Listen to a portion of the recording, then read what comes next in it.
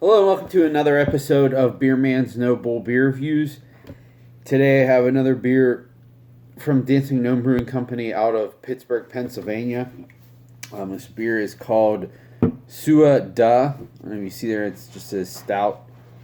But it is a coffee milk stout. It's 4.8 ABV. And yeah, that's all I got on it. So I'm going to crack it open and see what we got. I have had this. I never had it from the can. But I think this is actually one of the first beers that they made after they opened. It wasn't canned. I think it was only on tap originally. I remember liking it back then and thinking it was a really nice, like, pretty flavorful coffee stout for being sub 5%. So I'm hoping that is the same case with this can. You can see it pours a pretty dark brown color. It's not quite like black, but it's pretty dark brown. With about a finger's worth of tan head.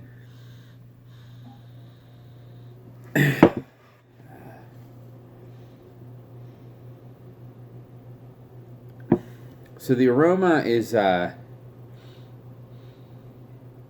I'd say like a lighter roast coffee. There's definitely not much in it that's making me think this is going to be like burnt or acrid.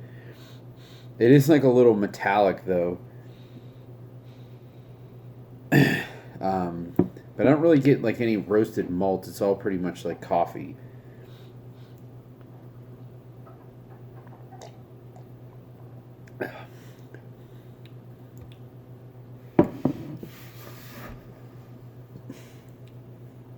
So I don't really get any of that metallic character in the flavor, which is good. It's pretty dark roasted coffee flavor. It's not. I thought it was going to be like a little bit of lighter coffee flavor than what it is. But like I was saying in the aroma, it's not acrid or burnt or ashy or anything like that.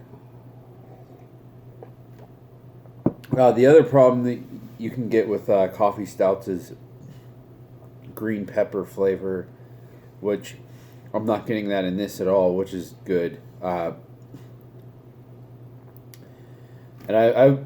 I've heard so many different reasons of why that is. I've heard that it has to do with the age of the beer and like the coffee fades and turns into the green pepper, which I think is almost for certain BS because I've had coffee stouts that were fresh that tasted like that. What I've heard the most though, I believe is the case, is it just has to do with I think usually the lighter the roast, the more the more like green pepper character because it's like a green coffee bean almost. Usually the darker roast doesn't have that as much, but then you kind of risk that like really like burnt coffee character, I guess, if it's like super roasted. So it's got to have that nice balance. But I'd say that's the case with this. I also like that. I mean, this is definitely not thick by any means. It's 4.8%, but it has a pretty good body. Like if I didn't know that this was sub 5%, I would not guess. I would guess it's like somewhere in the sixes probably.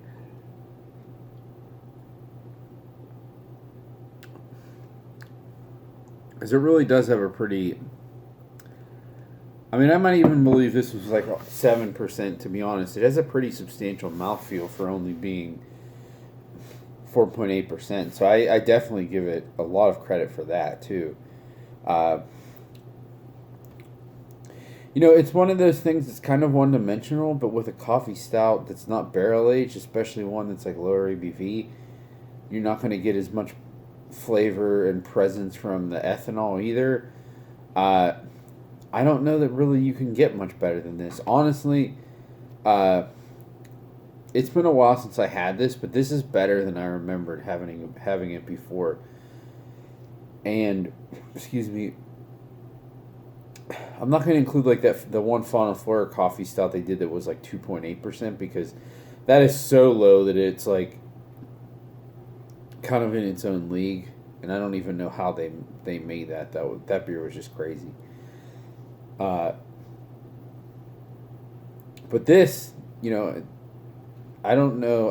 I haven't had that many sub 5% uh, stouts or coffee stouts in general, but I don't. The ones I have had, I don't remember having one that I liked this much. Like I said, it bears its weight pretty substantially. You know, a lot bigger than what it actually is, and it's really flavorful, really clean. It's kind of one dimensional, but that's what I would expect for like a lower ABV coffee stout. I just want it to be nice, bright coffee, easy to drink, and then that's it. There's really not much else, unless you throw other things in it. I don't know what else you would really expect from it. So I don't know that they could have done much better than what they did with this. And I even going back to the aroma, now that I kind of got it on my palate, I kind of like the aroma even more too. And I don't know how much this cost. My buddy, who I trade with all the time, he grabbed this for me.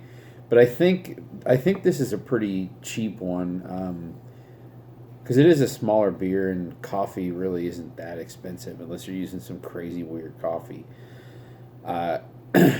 And you don't need that much coffee to get a significant coffee flavor in beer. I think some people don't get that. Like, when I've made coffee stouts at home, I use, like, at most a quarter pound of coffee beans for 5 gallons, which isn't that much.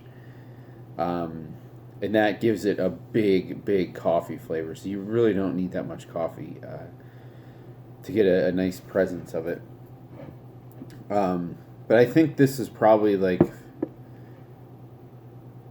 somewhere between $14 to $16 a 4-pack, which in that case, I definitely think this is a buy for me for sure. I would for sure buy this again, or buy it for the first time since I didn't technically buy this. This is this is kind of the epitome of a breakfast beer. People say that about stouts and coffee stouts, but if I'm gonna drink a coffee stout for breakfast, I would rarely ever do that unless it was like for tailgating for a football game or something. I would want one that was lower in alcohol like this, but still full of flavor. So I think this would definitely fit the bill for that. So I would for sure buy this again. But I would drink this anytime unless it was like 100 degrees out or something like that. So really, really good job, Dancing Gnome. This is actually probably one of the most impressive or more impressive beers I've had from them in a while. So yeah, good on them for that. It's a really, really nice beer. So I think that's all I got on this one, though. Please like, comment, subscribe. Let me know what you think, and I look forward to doing the next one. Thanks.